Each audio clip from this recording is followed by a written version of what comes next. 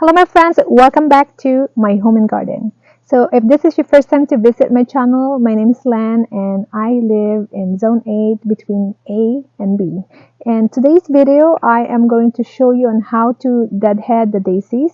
It's already mid of August and it's time for them to be trimmed, to be deadhead. And so I will show you all this planted one that's actually located in the flowering cut garden, and this one is actually next to the slope garden and the secret garden. So let me show you a quick look on how they look like on the far view so you have an idea, especially if this is your first visit to my channel. And so I will show you on how my flowering cut garden look like. Okay, so this is my flowering cut garden. This one is actually in the backyard, and here is the other plant that I added. I combine all of this like this.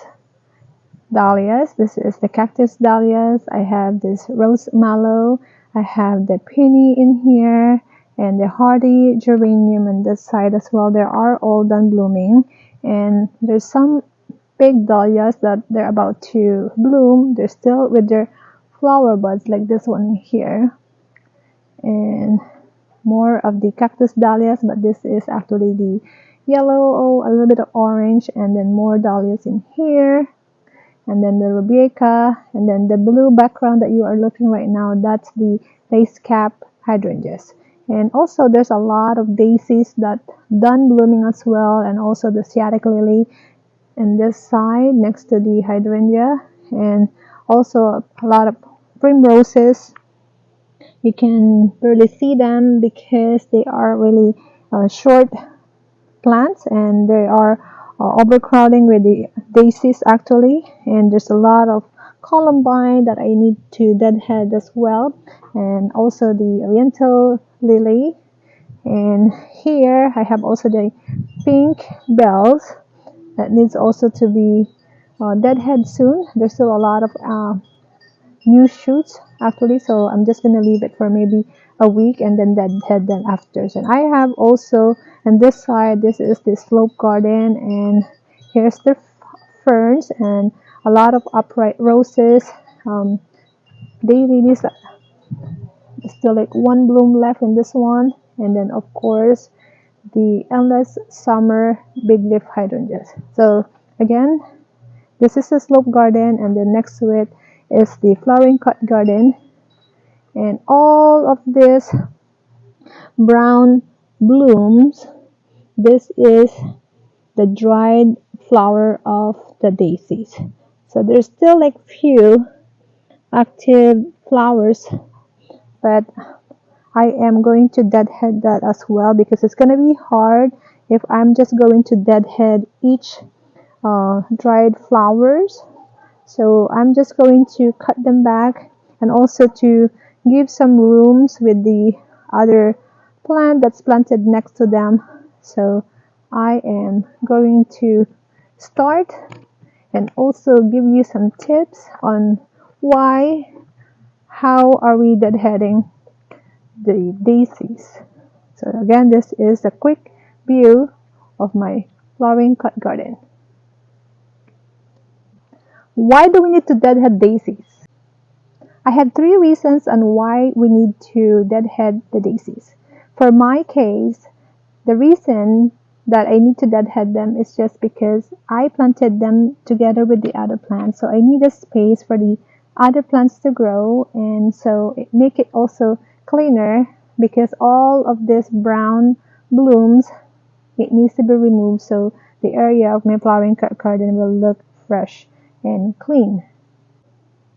The second one is to extend the blooming season and also to help strengthen the plant, making it healthier not only for this growing season but also for the next season.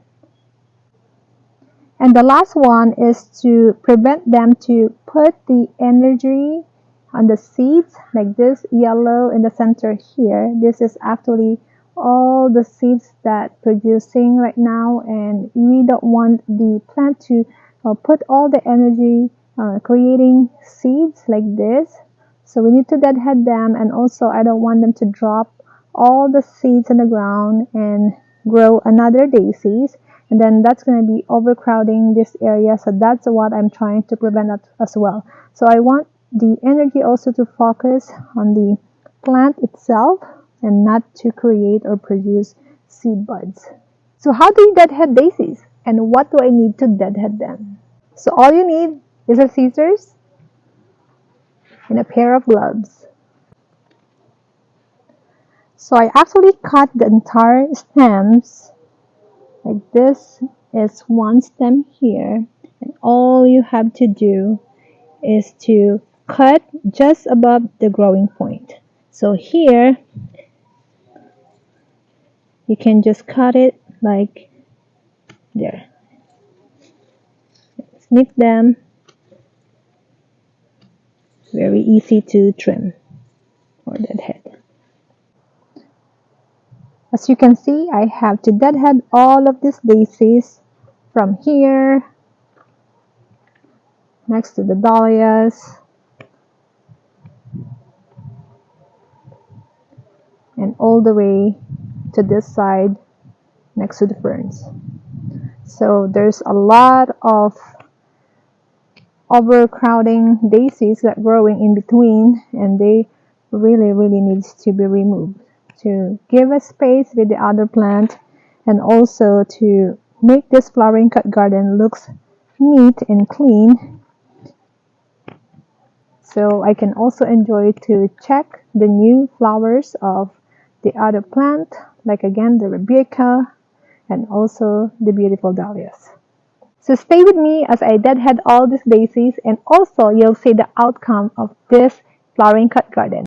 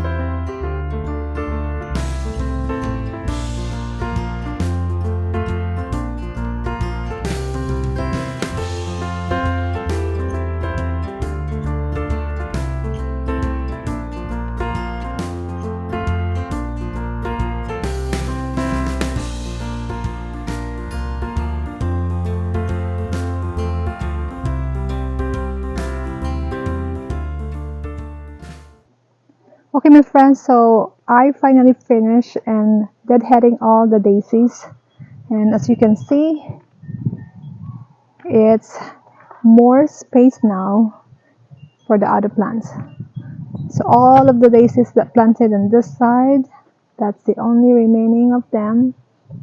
So all the way to this side, I deadhead all of them. So it looks so open, and you can see all the plants that are already done blooming, and all of that, like the Asiatic lily, columbine, the primroses, are widely open. And also, before I end this video, I want to actually show you a close-up look on what the seed buds look like. So when the flowers bloom, they actually look like this. And all of this yellow in the center, that's all the fresh seed buds. But I want to show you the dried one so you have an idea. If you want to actually collect them, that's fine and you can plant them. But for me, since I have a lot, I actually divide them, and that's how I propagate the daisies. But for you, if you want to start from seeds, let me just show you on how the seeds look like. So here's a close-up look of all the seed buds of the daisies, and let's just open one of them. And again, this is just one bloom, and look how much seeds that they can provide. That's all the seeds of one daisy's bloom. So let me just also show you this daisy that I bought. This one I got it from the clearance aisle actually, and this are the Sweet Daisy Rebecca Shasta Daisy. So I don't have this plant in my garden, and look what's the difference between these two blooms with the upright daisies. So this is the Rebecca, and they have a tiny and more cluster petals compared to the upright daisies that I deadhead. So let me show you an up close look of these two blooms. So this is the upright daisies, and look at these petals. They are wider, bigger than this Rebecca Shasta daisies. So I'm so excited to plant this, and I am actually going to plant this and next to the rose garden because I have a lot of white blooms on that side.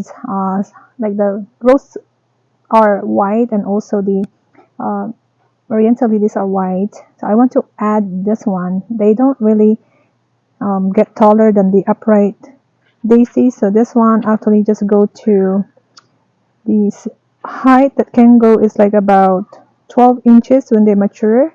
So this is perfect actually to add it to the rose garden. Okay, my friends, so that's the end of our video for today, and I'll see you on my next one. You take care.